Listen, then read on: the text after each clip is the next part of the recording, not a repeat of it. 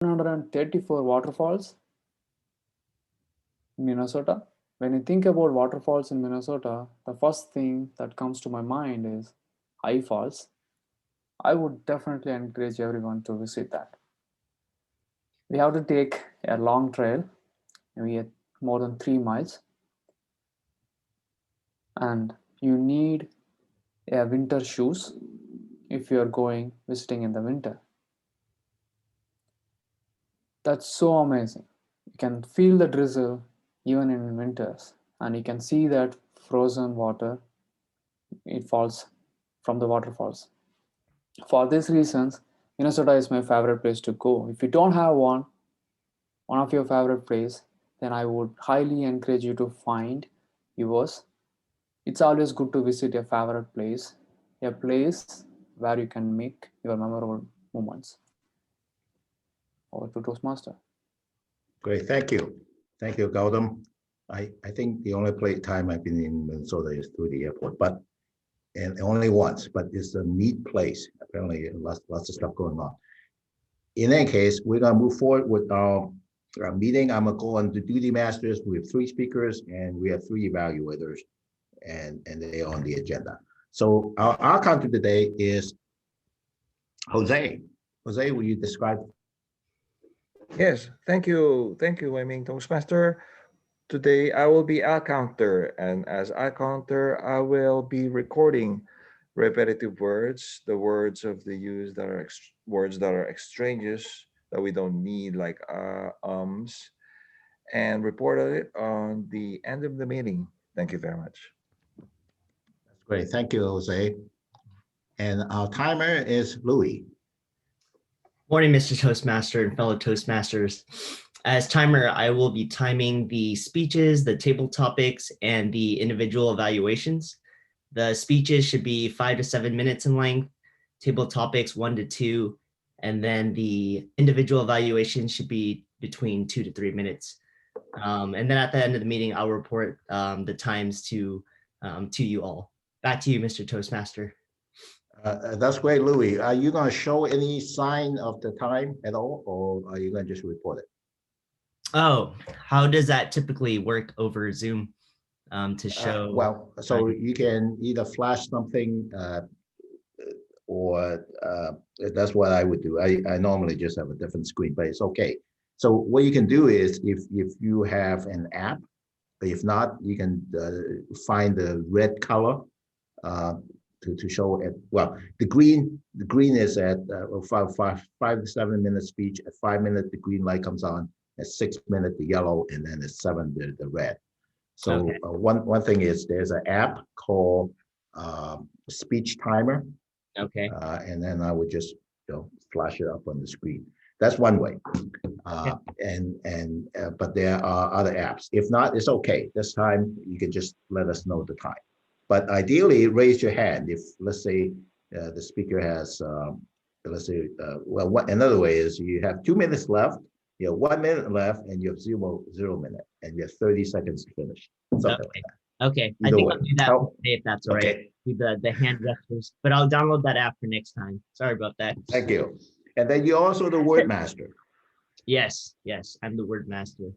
So as word master, my duty as word master is I'll announce the word of the day and then count how many times the word is used throughout the meeting. And, in honor of today's theme, places to visit, the word of the day that I chose is the word excursion.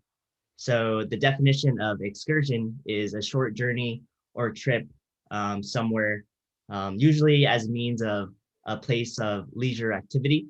And so the example I have is, man, I wish this pandemic was over. I'm sick and tired of being home all day, so I can take an excursion to the warm tropical islands of Hawaii. A Mai Tai on the beach sounds real nice about now.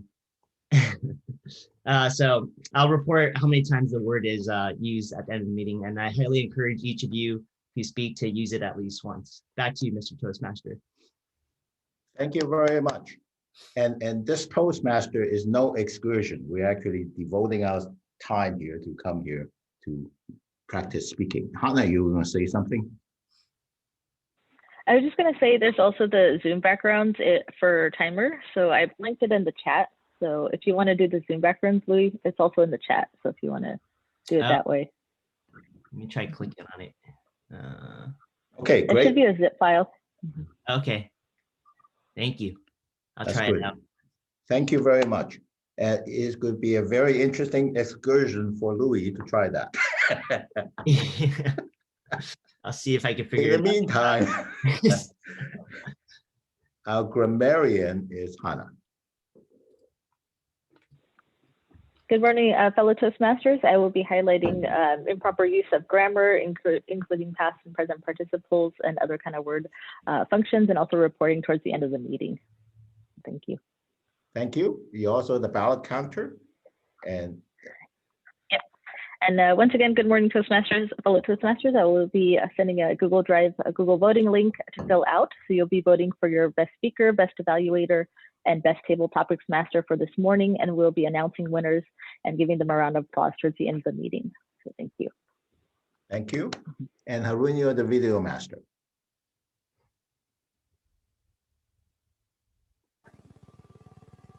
Thank you, Mr. Toastmaster. As video master, my job is to record the proceedings of the meeting. Once the meeting is over, I will be uploading this recording to a YouTube channel, and I will forward the link on our WhatsApp group. If you do not wish to be recorded, please let me know so that I can pause the recording whenever you're speaking. Thank you very much. Over to you, Mr. Toastmaster. Thank you very much. So we have 3 speeches today. The evaluators are myself for Harun, Gautam for Georgie, and Jose for Hannah. So our first speaker today is Harun, who is currently the treasurer and runs all the meetings, starts the meeting for us. Very important. And he's going to be talking about procrastination. Now, I believe he had talked about this before, but this is going to be interesting. Let's welcome Harun. Thank you. Thank you, Mr.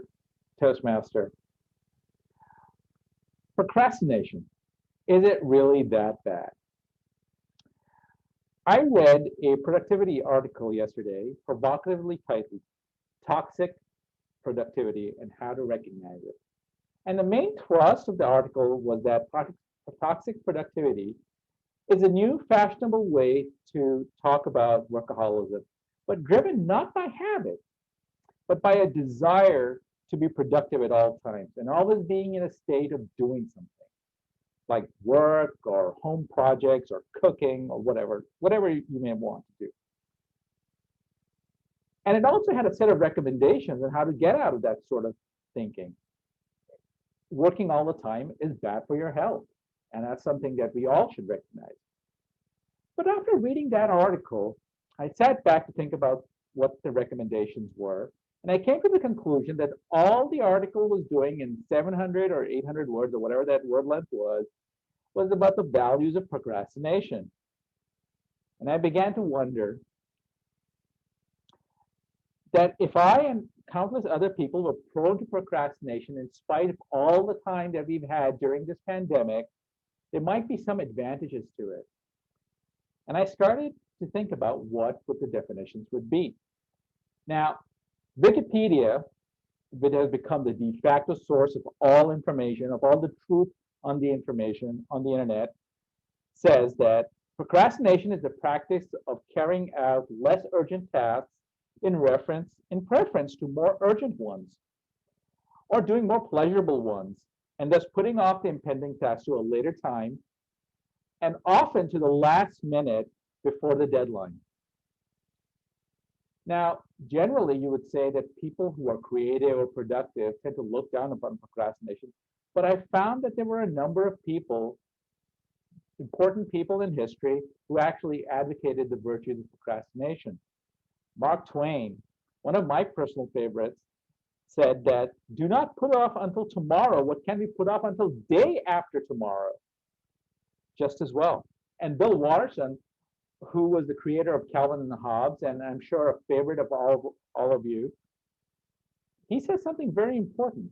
You can't just turn off creativity like a faucet. You have to be in the right mood. And what mood is that?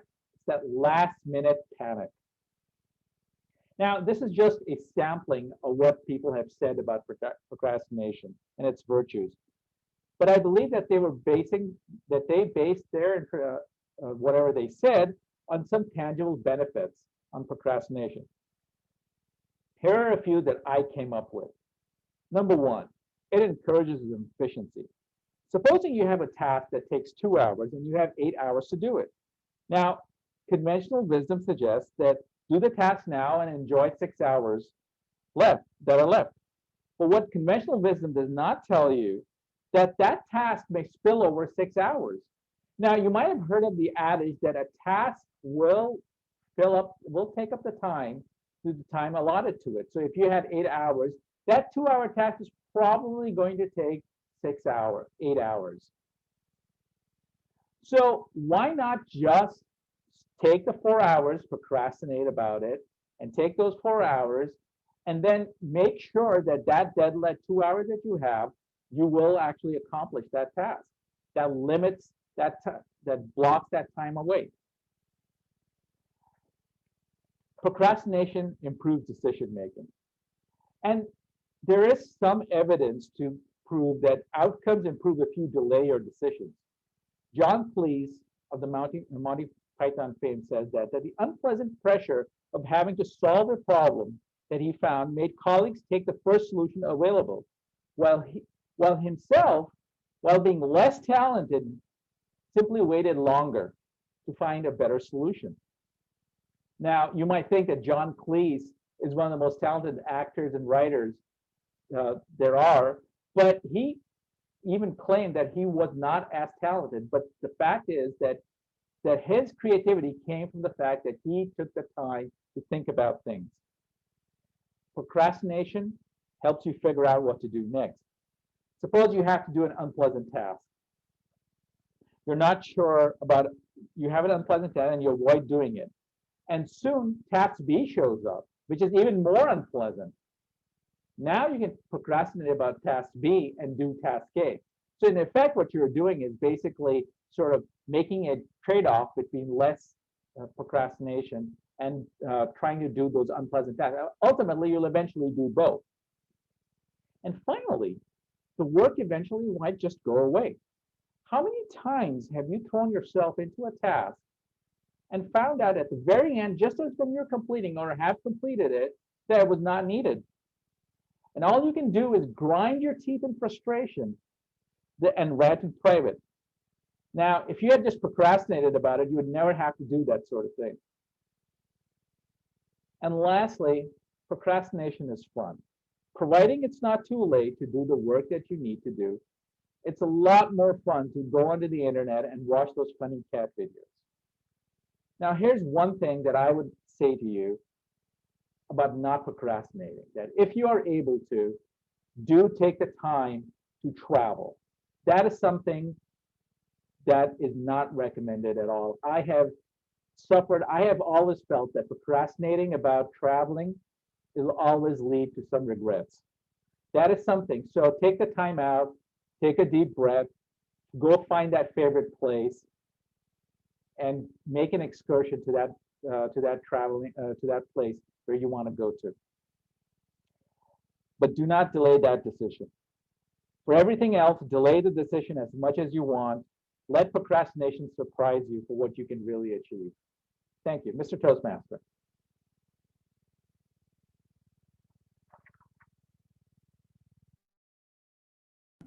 Thank you very much. Let's give ourselves a minute to provide feedback, written feedback specifically to Arun.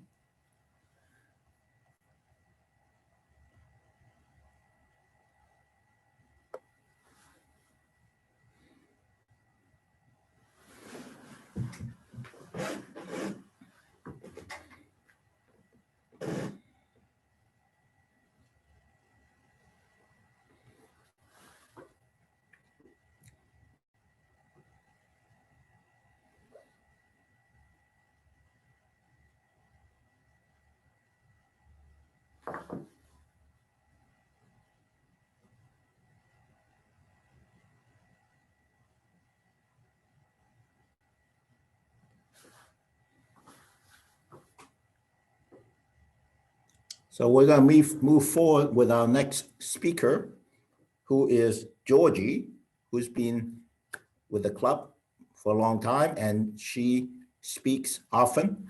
That's very good. That's how we improve, is you have to speak often. And let's welcome Georgie to speak about online social events, which is about high performance leadership.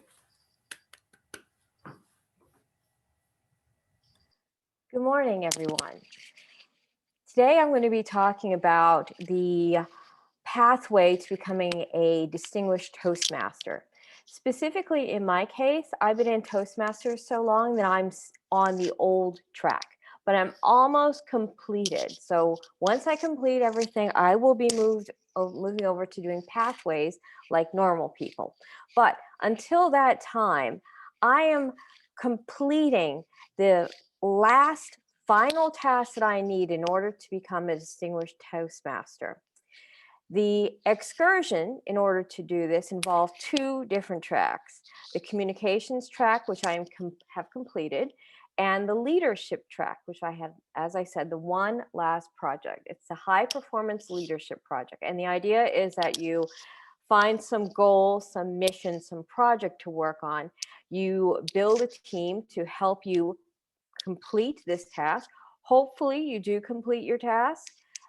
Maybe you don't, but the point is that you go through this entire pathway of trying to complete this task.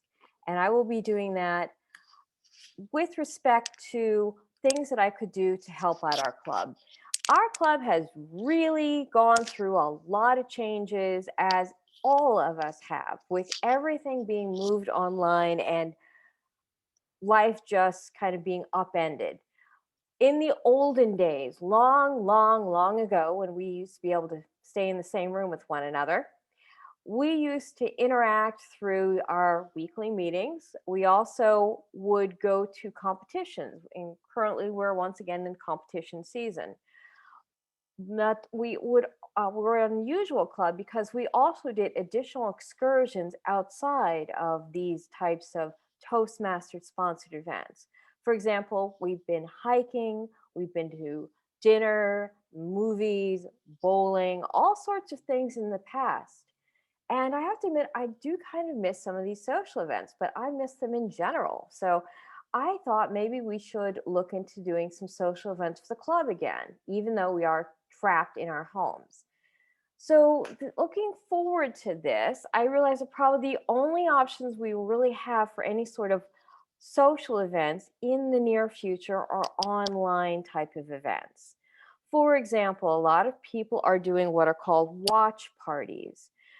Basically, everyone gets together, they have a subscription to a service, or they have a piece of software that allows people to stream movie content throughout the group, and they all watch a movie together. You often using chatting or their video interfaces so they can see each other's reactions. This is happening also with games. As you can see from this middle picture here, you've got people who are playing online video games, as we're kind of used to them being traditionally played together, but people are also going back to old school board games like Monopoly, where someone has a Monopoly board and they're playing and other people are joining in on the Zoom call. There are even more advanced ways to do this, such as Oculus on Facebook has a whole platform set up so that people can come together with their Oculus devices and play as a large group. There are also the options of doing online classes. For example, Airbnb has this thing called experiences. So let's say you wanted to get together and take a samba lesson or do a cooking class. All of that is also possible. It is also possible nowadays to do what you might call virtual tours or virtual excursions. The idea is that there are tour guides, people who made their living before the pandemic, showing people around their favorite cities and towns, often locals, talking about the history of the place. That really shut down with the pandemic, but people got creative. So now you can book a tour through Zoom, and someone will go through with their headphones, their phone and device and give you a virtual tour of a city that maybe you and your friends have always wanted to go to. Maybe you've always wanted to go to Montreal or Moscow, whatever that might be. But like I said, there are opportunities for us online, and really it's just a matter of how creative people want to get. In order to do this online social, there's going to be a lot of different aspects of it to make it a successful event, since we've never done anything like this before. The first thing will be getting feedback from club members. Are you guys interested in doing any sort of online social event from your houses, after work, outside of your normal type of events? What types of things would you enjoy doing? Would seeing a movie be of interest to you? Would you be interested in doing a class or games or what? And whatever we do decide to do, we then need to break it down and figure out what is it that people have available to them. For example, to stream a movie through Amazon, through a bunch of people, you probably need to all have Amazon Prime accounts. What kind of devices do you have? What's your bandwidth? I mean, clearly everything works okay. It's at 7 in the morning, but what about 7 at night? Well, how is that going to work for you?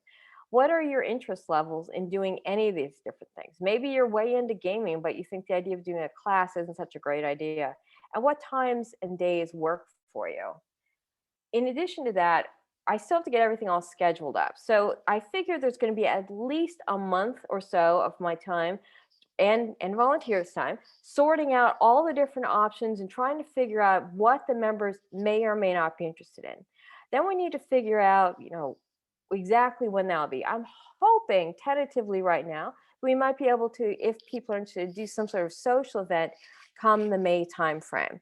And then as part of my leadership project, I then report back in June, possibly, about what went wrong, what went right, and how things might get better. So with this, I am doing a call to action to everyone here. I will be, as I said, leading the project, make sure everything comes together, but it really is going to depend on what you guys want to do. What are your thoughts on this? Do you have any interest in doing it? What would you like to try to do? And once again, how patient are you going to be with it? With respect to patience, you will be seeing quite a few email notices going out asking for your advice and feedback on things. Please give it as well. I'm probably going to be looking for people to help me organize things. I will look for volunteers for that as well. For that, I suggest that you let me know what you think about the idea in the next few days. Thanks.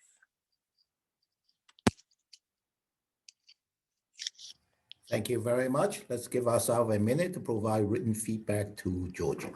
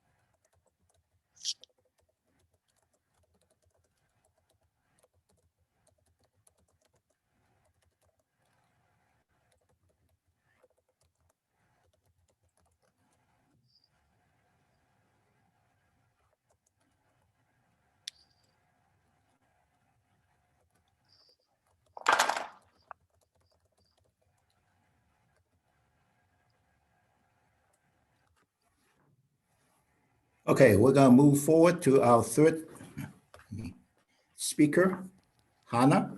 Hannah is the president of the club, and I'm trying to, actually, sorry, I don't have a speech title, but Hannah,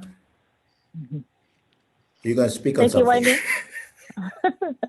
Thank you, Toastmaster Wai-Ming. This morning I will be speaking 5 to 7 minutes on a speech titled Adding Value So I will be delivering an impromptu speech with not much advance notice according to my schedule given by Wai-Ming, Toastmaster, but I did volunteer as public speaking sometimes does not always warrant preparation. So one great example is this weekend in Palo Alto, I delivered a speech during a company luncheon at one of my friends' companies and was really just called upon the spot to speak.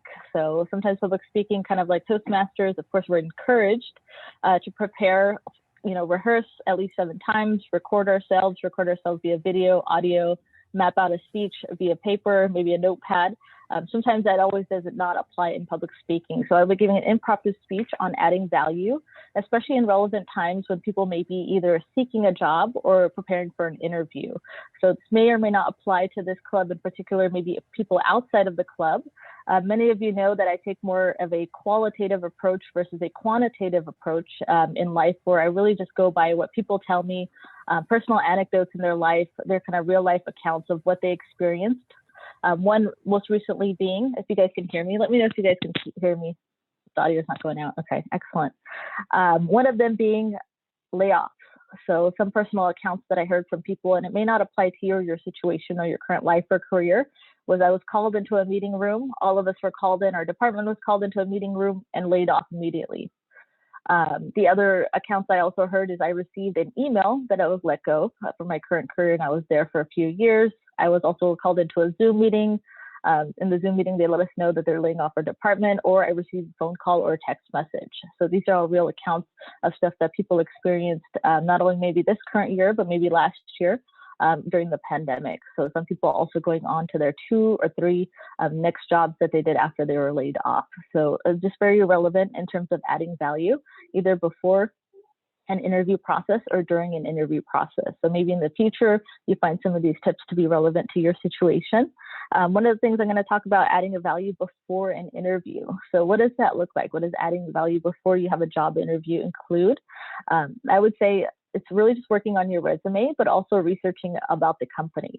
So in terms of resumes, one thing I also heard and read online on LinkedIn was, are really recruiters, do they really want me to send a PDF and a Word document resume? That was a real question. And I used to do HR, and I used to do interviews, and I used to do recruiting. And I would always say, send both versions. So the PDF and a Word document of your resume. There should be no question about that, which format you should be sending. I know people like to create fancy resumes on Adobe or Photoshop or Illustrator, whatever it is, InDesign. Those are great resumes, but really just a basic bare bones Word document resume always works. 2 ways you can enhance your resumes are at the top and the bottom. The top being on really just your sales or project statistics. So one of the things that you can always get better at is boasting, and not boasting, but being bold and sharing your achievements. So being bold about some of the things that you achieve at the company, whether it's statistics driven or whether it's project driven. I worked on this project with this team, or we were able to achieve X amount of quantitative data. Like we're able to enhance the company or enhance this by data that's added at the top. And the bottom, I would say, is your interest. So one thing recruiters are always looking at is, does this person have a personality? Or do they do things outside of work? So work is great, the middle of your resume, your education, your work experience is excellent. But in terms of interest on the bottom, are you involved in any team sports? Are you a team player? An easy way to look at that is your interest at the bottom that you can add to your resume. Researching the company, there was a couple times that I was asked during interviews about what kind of vendors this company was working with, and also company history and what countries the company was operating in. Those are all questions that they may expect you to know. So I would definitely say do your due diligence, research about the company before you interview to add value during the conversation. You can definitely bring it up. Oh, I read here, or I know about your guys' projects in this country. Oh, by the way, can you give me more information about this vendor that you work with or this client that you work with? So those are all great ways to really just boost and enhance adding value to prepare you for your interviewer. So just a couple tips on how you can also adding value during the interview process is like what I mentioned, being not boasting, but being bold in your achievements. So don't be afraid to talk about, hey, I had a successful project, or hey, I was able to achieve or do this at the company, or these are some of the achievements. One thing I talked about is being part of the employee board. So I volunteered to be part of the committee that was involved in making the workplace better. So those are some of the things that I brought up during the interview process. that companies really appreciated that I wanted to go outside of my normal role and actually just add value. Other kind of things is talking about personal development, leadership development. What kind of courses are you taking that are outside of work to really just enhance your personality and give more value during the interview process? Team sports is a big one. So I know a lot of people like to stay active, they're into fitness, and we like to work out, but being involved in some kind of team sport, and I know right now it's COVID, but maybe it's like a team activity, speaking about that more during your interview process to really just demonstrate to the person on the other side that you're a team player, that you're involved in working as a team, and then you do really well in working as a team. So even outside of your current work or project, maybe individually you have a role, but it doesn't involve working with anybody else, but you can definitely be a team player outside of your current role. And the last tips I would say is interview process and adding value. It's kind of two ways. So not only are you trying to hope to get this job, but you also want to ask quality questions. I came after the 2008 recession into the job market in 2010 when people were scrambling to find a job. So one question I always bring up is, can you tell me more about your financial stability of this company? And I usually start with the personal anecdote of, I remember after 2008, 2010, what the job market looked like, how I almost went homeless after the recession. And I usually bring that up during the interview and ask them about financial stability. And that's a question sometimes I look to see if they have confidence in answering these questions. Does the person on the other side have actually confidence about the financial stability about their company and long-term growth? So it's also a two-way process. You're also interviewing the person and the company in front of you as well. So like, what is their plan to grow? Are they able to support me in my growth in my career? Is there opportunity for me at this place? So that's also something that you want to find out. So those are just my tips on adding value. Really just an impromptu speech, so hopefully I can refine it. And I challenge myself to do it without a PowerPoint, so just speaking as is. So thank you, guys. Thank you very much. Let's give ourselves a minute to provide written feedback to Han.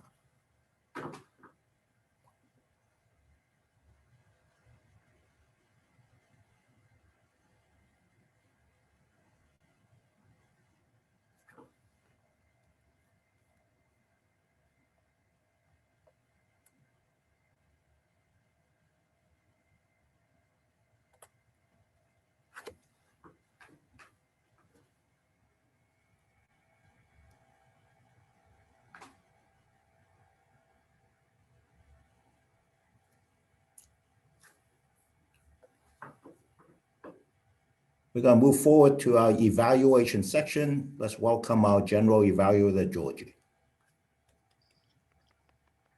Thank you, everyone.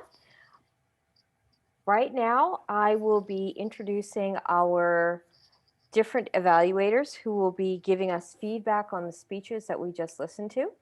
And unfortunately, I was a bit flighty this morning with a lack of caffeine, so I did not actually write down who was the evaluator for whom. So, Waming? Yes. Yes. I'm the first evaluator. You will be evaluating Haroon. Excellent. Haroon. Please give us your evaluation. Thank you very much. Good morning, fellow Toastmasters, no guests, and especially Haroon. Haroon, that was a very well-delivered speech. The impression I got with this particular speech is you came across as very professional. That's when when I go to these, when I listen to other people talk, when they talk about, give a speech on whatever topics that I go listen to, a lot of people come across as very professional. They spoke smoothly. There's no pause. There's no wrong pause. You have the right pauses and so forth, and no ahs and ums and no thinking about it. You know what to say, and that is a very effective way of giving a speech. In fact, I'm going to learn from this because I do see your eyes looking downward, so I'm assuming you're reading from something, which is fine, as long as you can deliver it. And you had great vocal variety, and you have these hand gesture things, and not random hand gesture, but very deliberate hand gestures.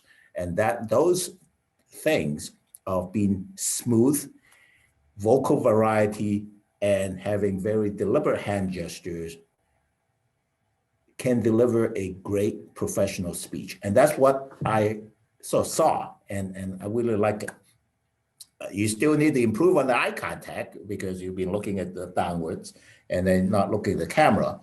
And one of the things is I can see your laptop pointing up at you, I think, because I can see the ceiling. So a possibility is, just lower that or raise your laptop, or maybe consider getting one of these. These things are not that expensive, like $20 or something and then you put your phone there.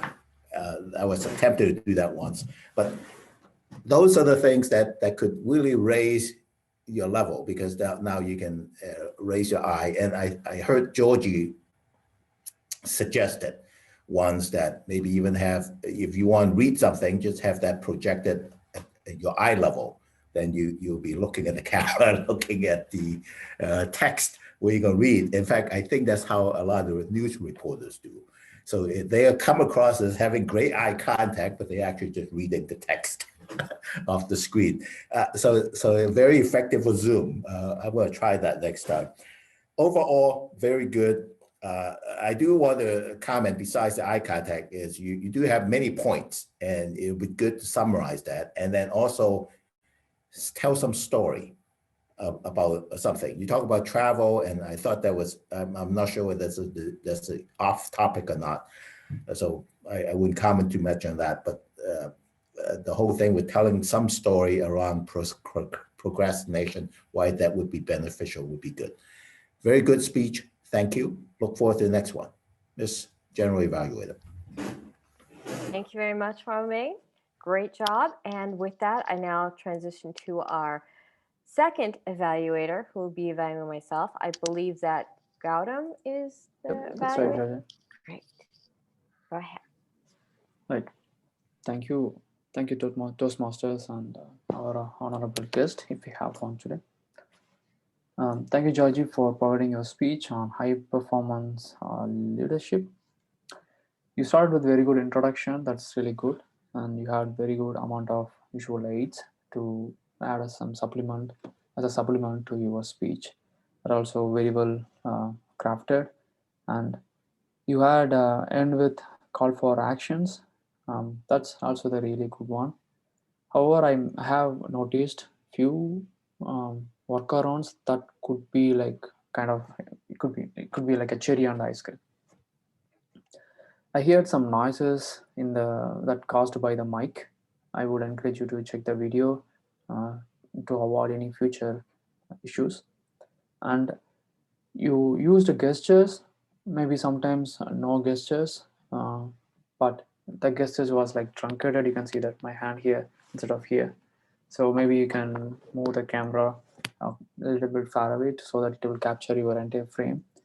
And you had your eye contact, but most of the time it was not exactly looking at the audience. I feel like, I mean, especially in a Zoom, we cannot, it's really hard to make eye contact, but it's better to maybe, like Wyming mentioned, you could project something on the screen, or like maybe behind the screen, we can just read it. And you I have noticed your slides. I see that the same theme, like a blue theme with a gradient uh, for all the slides. I like to see that some personally, I would like to see that different variations. I had also seen like your slides come up with the visual supplements. That's really good, but it has like sometimes has a lot of points. I would like to challenge you that I see very R's as are like very few or no R's and ums, and also you can have like a very good amount of like vocal variety, pitch, and variations. I would also want to see that different theme, like experiment different themes that will support more, like bring more connection towards audience, that can emphasize your speech. Also, that will have like very few amount of time that will take for audience to read the slide. When we add more points, audience will incline towards reading that points instead of like hearing what you're saying. So like to change that. Just wanted to see how, what did you do, or what did you do differently if I challenge you. So I wanted to see that. um, and last but not least, I know you mentioned this is like high performance project as a part of Toastmaster stuff, but I would like to change it into in a different way. Um, uh, to differentiate your speech? Like, can we have like a little bit difference between your speech versus a regular speech? um, I don't know, that's what I'm feeling, that maybe you could have like a different way of like changing your tone that differentiates you are delivering a speech. um, yeah, so overall it was really good. I'm very excited to see your next one.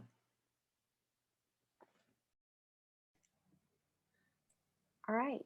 And our final evaluation for Hannah will be given by, I believe it's Jose. Yeah, I'll do it. Great. Okay, so this evaluation for Hannah. Thank you, Miss General Evaluator. So it's a good introduction where you said this is a impromptu speech. So the expectation from the audience is less, and in that sense, you were reading from a note that was also acceptable because it's an impromptu speech, and you had a lot of key points. I think when you started off that way, it seemed acceptable to the audience. And of course, in a regular form of speech, you don't say that.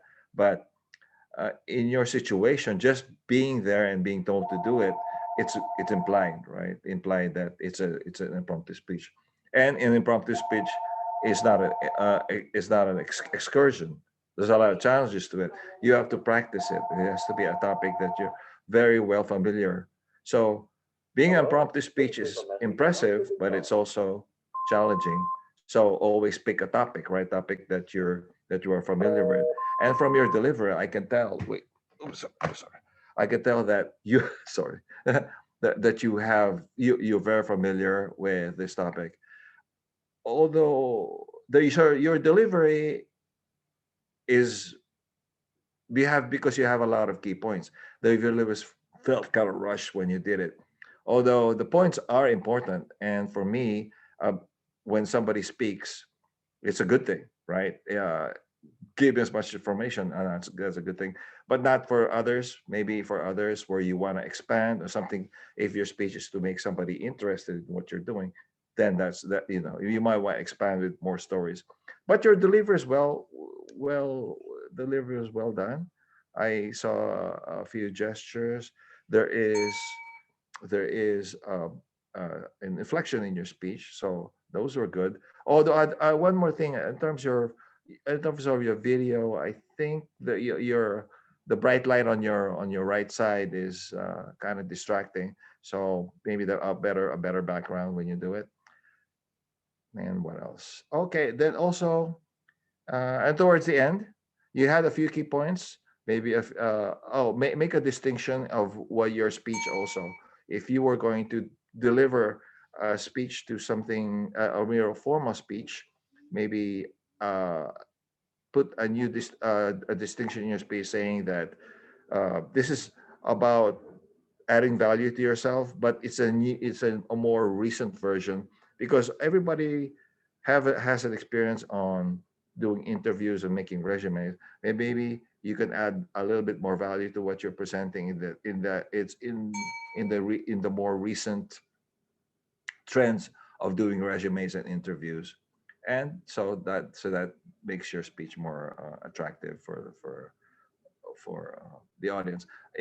Overall, a very good speech, and looking forward to for your next speeches. Thank you. Okay, thank you very much, Jose.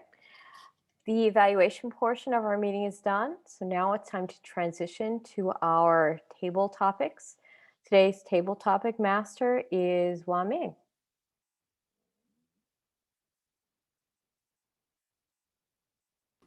Okay, so we're gonna go through table topics, and I found the last time very effective. So I'm gonna show you a bunch of pictures and ask you a question. Primarily, give us either your past experience with one of these scenes, or your plans, your aspiration to go into one of these areas and give us a virtual tour in 1 to 2 minutes. So I'm gonna run through this, and then I'm gonna go ask the non-speakers first, and then eventually the speakers if there's time.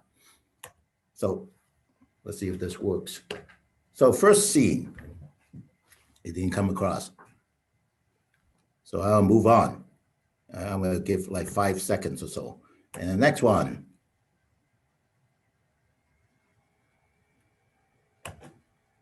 And then your thing is supposed to pick a scene when I ask you, and then we'll come back to that one.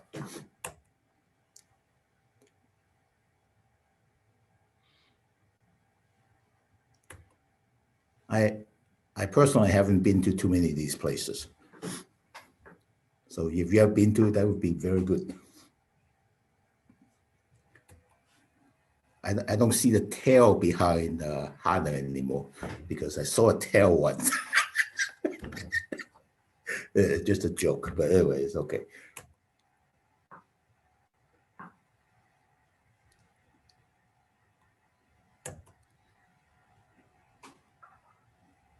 Too many scenes. In any case, I like this one. This one that is sort of alien. Okay, so I'm gonna ask Louis. Louis, pick a scene. Yeah, let's do the rice field one with the green. It's, getting there. It just takes time to get there. Yeah, I see it now. Okay, so what I get from this scene, it looks like scene from, Vietnam or China. I'm just gonna say it's Vietnam because I've been to Vietnam and I'm gonna speak on that past experience on my excursion to Vietnam. I've been there, 3 times, when I was younger, like in kindergarten, one in middle school and one in high school. And for me, and kind of advice for you all, I would highly recommend taking this excursion to Vietnam. It's an amazing place. It's beautiful, lots of vibrant culture and personality. The Vietnamese people, they're very different from Americans. They're very blunt. So that's something you'll have to get used to. They'll tell you you smell bad or you look dirty. So don't take offense to that. That's just the culture. The food there is phenomenal. Lots of variety in like soups and herbs, grilled meats, and so forth. And one other thing that you'll need to get used to when you're there is the population is huge. Like, imagine the city of Sunnyvale of like 900,000 people, but imagine 10 million people into it. You'll be on the street and you'll just see mopeds coming in and out, like hundreds of them. And when you cross the street, they don't stop for you. They just weave in and out. So a tip advice when visiting Vietnam is don't just walk predictably so they can weave around you. And last thing about Vietnam, it's very eye-opening going to that country, being from the US, just because in the US we take things for granted, like running water, food that is like okay to eat. In Vietnam, it's a third world country still, so we can just drink water from the tap water. When we showered, you have to keep your eyes and mouth closed, otherwise you would get food poisoned. And then also it's just like the poverty levels that you see in Vietnam, where kids don't get enough food. And so I highly encourage just making a travel to, whether it be Vietnam or another Asian country, China and so forth. It really opens your eyes to how lucky we are in the US for what we have. And then it helps me be more humble and try to help out others. So thank you. Back to you, Mr. Toastmaster. Thank you very much, Louis. This is actually from the Mekong Delta, so a very good picture. And we had 2 former members who are from Vietnam, apparently went back to Vietnam, and then we have another former member who actually went through Vietnam. I don't think it was hitchhiking, it was somehow riding his bike. In any case, Jose, which picture would you like to pick? Yes, Mr. Toastmaster. Yes, you could put me in the one where it's an Italian boat scene. It looks like that.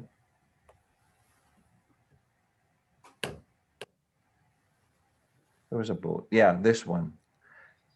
So this reminds me of one of my trips in Europe, and I remember this point because it was only a quick tour, and for me it fascinated me. Coastal cities like this where there's a boat and you wanna take the tour of the boats. That's one of the things I see there. And when I first saw this picture, my thoughts were, Well, there's a lot of opportunities here because I one time when we went to a coastal somewhere in Italy, we our ship docked into one of the coasts like this. It was only a day, so it wasn't you didn't get a chance to explore. And the opportunities for exploration for something like this is to ride in the boat, go to some of the other islands, go to their market, and if there's any churches, it's always a church. There's always a church tour whenever you're in Europe, and some of the local shops, and those are very fascinating in Europe. So I like those, and looking forward to something like that in the future for me. Thank you. Thank you very much. In fact, this is a picture of Croatia, which happens to be right across the Adriatic Sea from Italy. So it's actually a very neat place. In any case, Gaudam, which picture? I would like to go with that desert, the colors, like color desert. Yeah. This one? Yeah. Good morning, Table Topics Master and fellow Toastmasters. Once again, I'd like to go to this place. I have never been to this place, but I'd like to see the colors. Seems like different sands. This makes me remember a gift I was received from my colleague. He gave me with different sands from Middle East countries. So he took a sand. The gift has like sands from 7 Middle East countries that has different in colors, different variations. So now when I see this, as like I can see different colors of sands. I don't know which place it is, but this remembers me an excursion. I recently went to Oregon, like went to different places, and I also enjoyed some time in sand dunes. That was the first time I was driving the the the vehicles on the sand dunes. It was really horrible for a few minutes. Then once I learned the tricks, then I was on the top of the sand dunes. So I really like to drive one in this if it is allowed, but and of course the vibrant colors gives more energy. Thank you, Table Topics Master. Thank you very much. This is Vinicunca from the Peru area. And apparently there are several other places on Earth that have different color sand. So you mentioned some of them. I'm gonna move forward, if that's okay, with Harun. Yeah, go ahead. Which picture do you want? I think I'll take the road through the mountains, those really jagged mountains. Yeah. So, this picture reminds me of one trip that I took in Pakistan, in northern areas in Pakistan, and it reminds me a lot of those mountains. Now, these mountains, I don't know where these mountains are. I believe that they're in the Alps. I may be wrong, but I think based on the vegetation, but it's very similar to any area that you would see either in the Alps or in the Himalayas. And they're really characterized by how bare and rocky these mountains are. And what really sort of jogs my mind is that how people have cut roads in them so they could travel through these valleys. It's amazing to actually drive through them if you're in a four-wheel drive and just look up at the mountains. And for me, the biggest worry was that I would be constantly rubbernecking, and my fear was that I would just drive myself off a cliff if just trying to watch and gather all the beauty of it. So that's something that I would love to visit this place if I can. But I'm always on the lookout for these sort of places to visit. Thank you, Mr. Tabletop Master. Thank you, Harun. This is actually from that area. This is the Karakoram Highway, which is between Pakistan and China. Yep. So, Hannah, I will take the other kind of green picture. you mean this one Yes, or this one. another one? Yep. So this photo reminds me of a theory that my husband brought up, and it could be procured from Kong versus Godzilla, or it could not, which is the hollow earth theory. One of the supporting facts besides the movie he brought up is that the center of the earth has yet to be explored and known of what is actually at the center of the earth. And there has been some mythology of what you can find in the center of the earth. So in certain kind of movies and films, they probably depict that there's dinosaurs or other kind of creatures, maybe dragon-like creatures that are living at the center of the earth. But for me, I would feel like the center of the earth would be this kind of utopia. So this kind of greenery, whether it's a lush rainforest or a lush green landscape filled with trees, filled with nature, mountains possibly as well. But if there was anything in the hollow earth, maybe that's not magma or a core, maybe it is some kind of paradise. So this photo reminds me of that, and exploring whether or not there is a space found between one side of the world and the other side of the world. So who knows what is found at the center of the earth? Possibly there is some kind of paradise or utopia within the hollow earth theory. So this photo reminds me of that. Although it can easily be like, this looks like Evergreen San Jose, or this looks like Niles, where you go hiking the other side of Niles. So possibly this is also in California. So you never know what you'll find in your excursions. So thank you, Mr. Table Topics Master. Thank you very much. This is actually from the northern Sikkim area, which I think is part of India, near the Himalayas. So Georgie, your last person. Let's try the beach image. Yes, okay. I'm not exactly sure where this is. It could be just about anywhere. It's got a big urban area with a lovely beach, and certainly a very protective beach, looking at all those different little, looks like artificial reefs that were created. Possibly it might be some, I'm thinking that it reminds me a lot of like the Florida area, although I don't think it is Florida. But it does remind me a good bit of Florida because, like I said, it's got the tall buildings right next to the beach. The thing with the pandemic is it really makes you appreciate being able to go out and about. And I'm not sure if I've mentioned this before or not, but I was talking with some of my relatives around Christmas time and seeing how things were with them. A few of them live in the Florida area. And I really I haven't been paying attention all that closely to the different politics of the pandemic across the United States. I know some places are really locked down and other places really aren't. But in their case, in Florida, they haven't been locked down at all. So for them, they're still going to indoor restaurants and no problems going to beaches or Disney World or things like that. And I have to admit, it was really starting to make me quite jealous, the thought that you could just go to a restaurant again and just hang out and have a normal life.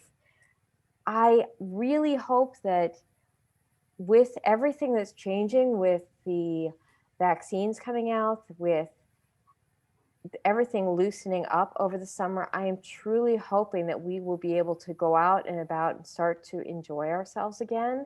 Because I think I probably am similar to everyone else. I'm really getting tired of being all locked down.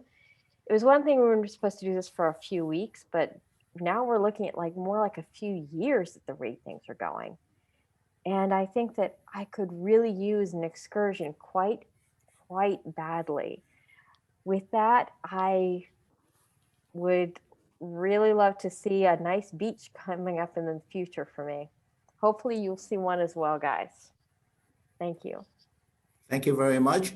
This is Tel Aviv, which is is facing the Mediterranean, because Israel does have a side that connects to the Mediterranean.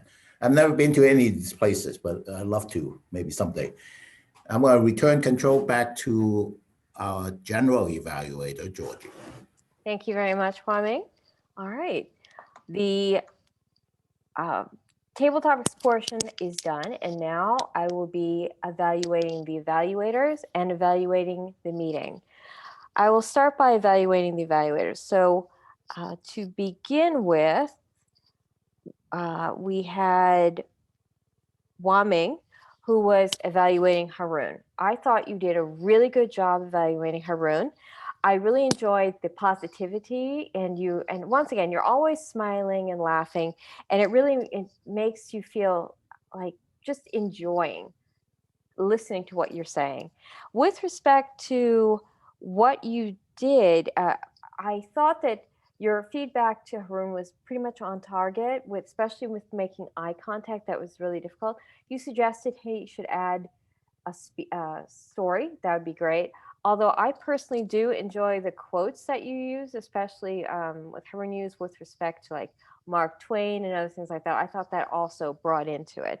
A speech might have diverged a bit more. And I think we all have our own individual times when we procrastinated. I don't think we need too many examples, in all honesty.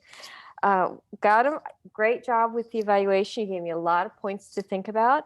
I liked your phrase, cherry on the ice cream. I thought that was a really nice way to phrase it. The challenge to change the format and theme, I'm thinking about how I can do that. That's a little challenging for it's because this presentation in my mind is kind of a business-oriented format, but I understand what you're saying, and I'll give it some thought with the next one. Jose, your evaluation was for Hannah was great. I enjoyed the point that was brought up I thought you brought up a good point with the visual aspects of her image with the window on the one side. The one other thing I might want to bring up as well, Hannah, is that I was hearing some stuff going on with the microphone as well. I need to check my microphone, and perhaps you're having some issues as well. The only other thing, obviously, Jose, you had some phone issues, and also something beeping on your computer, I think. I'm not sure what's going on with that. The evaluations were, I thought, otherwise quite on target. And with respect to the meeting itself, we started on time. I'm thinking we're probably going to end on time if I don't chat too much. And the next part will be then to get our evaluations, our reports from our different duty masters. I will start with our timer report, please. Louis, can you use the timer report?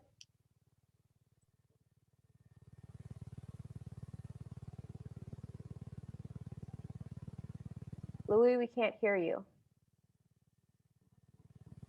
Sorry about that. With Zoom, I forget about this whole mute stuff. Yeah, so thank you, Mrs. General Evaluator. Timing was good today. Speeches, Haroon was 6:38, Georgie 7:17, Hannah 6:51. For evaluations, Wyming was 3:09, Gautam 3:34, Jose 2:58.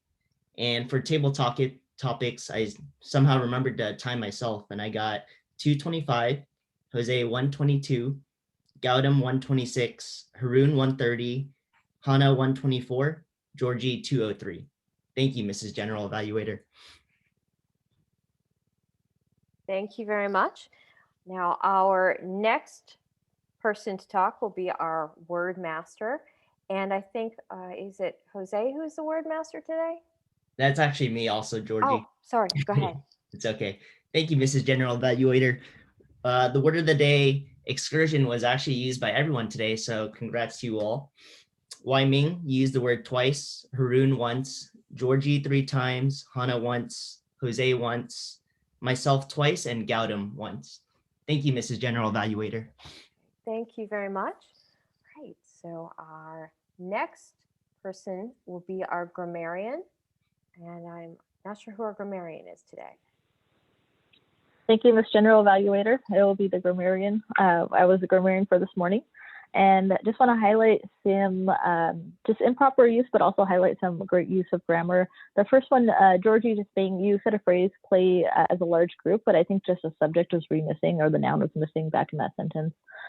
just as you change subject. Wyoming Gautam, I just highlighted just the same reiterating use of adverbs. So like really, really good, very good. Just be mindful of that kind of usage, that it becomes repetitive. So it's okay to plug in there once in a while, but just a repetitive use of adverbs. I think, Jose, you said this noun distinction. I just like that use of that word. So other than that, nothing else to report. Okay. Thank you very much. Now do we have a joke master for today? Maybe we think about a joke master. Yep, I have one. Okay. All right. And let's see, we also need our awe counter, but I thought maybe we'd do our joke first, then we'll get our awe counter. Okay, here we go. A man joined a multinational company and he was too late and he needed a coffee. So he dialed an extension to the cafeteria. Get me a coffee immediately. And he was shouting at them, get me it now. On the other side of the phone was replying, do you know who you are talking to? I don't mind. You are talking to a manager of the company. Then the new employee replied, do you know who you are talking to? The manager replied, I don't know. Well, then that's fine. He dropped the call. Excellent. All right. I believe we still need to get our awe counter in as well. Yes, thank you, Miss General Evaluator, for the account to report. Account as for Louis is 8, Waimi 1, Harun 1, Georgie, I didn't get any, Hannah 4, I had about 4 or 5, Gautam 2, and a couple the repeat of the word the, and that's it. That's my account report. Great. All right. I don't think we have any more reports due. Am I missing any? I'm not seeing any hands, so I'm going to say no. All right then, and I will finish up my evaluation for the meeting, which is I think we did a great job, guys. Looks like we're going to finish on time. We started on time, and everything went flawlessly, even without any guests. And with that, I will now transition to our president, Hannah. Thank you, Ms. General Evaluator. And I'm I guess I'm most grateful for everybody showing up at the meeting this morning, as we will be announcing winners for the Best Table Topics Master, Best Evaluator, and Best Speaker, and then also assigning roles, as we don't have any guests for comments. So please give a round of applause to Best Table Topics Master. There's a tie for between two people, which is Louis and Georgie. Hey. So Louis and Georgie, great job on Table Topics Master. You guys won a vote with a tie. For Best Evaluator this morning, Best Evaluator, please give a drum roll or a round of applause to Wyoming. So Best Evaluator, Wyoming this morning. I was surprised Wyoming was not speaking and actually won Best Evaluator. So I'm very blown away. Awesome, Wyoming. So you're a dual as a speaker and an evaluator. Best speaker this morning, morning by almost like a landslide was Haroon. So Haroon, congratulations on your victory, almost by a landslide this morning. So excellent job becoming more of a professional speaker, and also very, for me, a very engaging speaker. So I love to hear what you talk about. So awesome job, Haroon. All right. And before we end, we'll go ahead and assign roles for next meeting, unless anybody has any announcements. In the meantime, any announcements for this morning? The only thing I want to mention is that we do have a district competition coming up on the 22nd. Obviously, everything virtual, but you might want to check out to see the other club people around the district. These would be the top speakers. So you might want to get an idea of how to do table topics really well and international speech competition as well. And obviously, it's all free, all online. And it's, I believe, 6 o'clock, Thursday, the 22nd. Awesome, Georgie. The 22nd or 27th? 22nd, I believe. 22nd. And you can register online. Just do a search for District 101 contest and it should all pop up. And we'll try to post that on the WhatsApp too. I think is it DT101 or sorry, D101.tm. Something like that, yeah. Yeah, we'll post the website as well. All right. So for next week, does anybody want to volunteer to be a Toastmaster next week? Toastmaster, the 21st. So just FYI, I won't be able to make next week's meeting due to other meetings at work, but I'll be there the following week. Awesome. I can be evaluator. Evaluator. Okay. I think Zayna had signed up. If I'm not speaking, in theory, I could be Toastmaster. I'll take the table topics. Got him. Okay, table topics. I put myself as backup speaker. General evaluator, do you want to do it again, Georgie, or does anybody want to volunteer? I can Okay. evaluate and Toastmaster my meeting. It'll be perfect. I will have nothing will go wrong. Oh wait, okay, never mind. Maybe we can open it for. No, I like that plan. You like that? Okay, okay. I know Wai-Ming and me, I can put myself as a speaker too, but anybody else want to speak?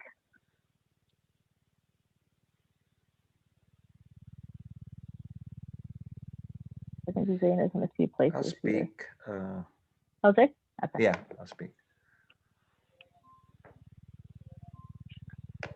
And then I think we have, enough evaluators. So we have one confirmed speaker and 2 backups at the Okay, moment. hold on.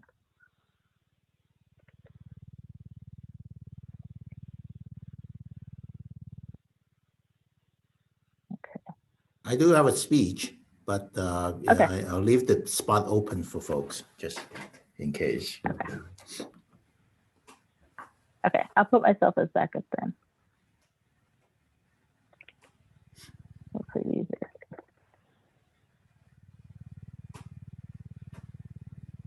I could also be timer. Okay, excellent.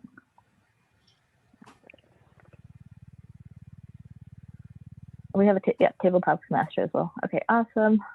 With that being said, guys, it's a little hair past 8:30. So thank you guys for joining us on another Wednesday morning, and have a productive week. Meeting on Zoom and staying safe. Hoping to be back at the beach soon, as Georgie mentioned. So thank you guys, and have a good morning. Thanks, Hannah. Bye, Oh, everyone. let's take a picture if we can, real quick. Okay, hold on. 1, 2. Okay, awesome. All right, guys. Well, thank you.